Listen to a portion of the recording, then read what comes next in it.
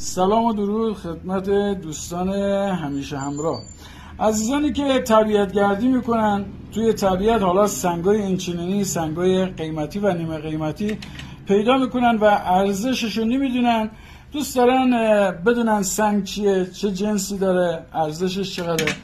میخوام یه نرم افزار شناسی سنگ رو بهتون معرفی کنم دوستان. این نرم افزار گوگل پلی دانلودش میکنین.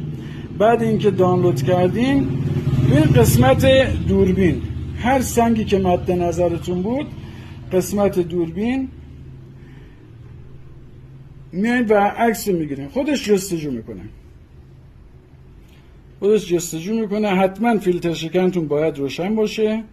ببین عزیزان، سختی سنگ، نوع سنگ، چه سنگیه و از خانواده عقیق کبوده، تمام این مشخصات رو براتون اینجا میاره، به نمایش میذاره و میگه چه کشورهایی حتی از این سنگ دارن.